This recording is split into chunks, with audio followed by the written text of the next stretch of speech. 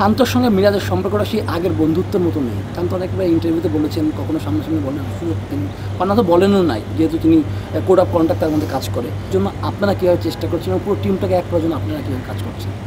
আমি জানি না এই অ্যালিগেশনটা কেন আসলো। আমি মাঠে দেখেছি তারা খুব ভালোভাবেই একসাথে খেলছে, একজন একজনকে সাহায্য করছে।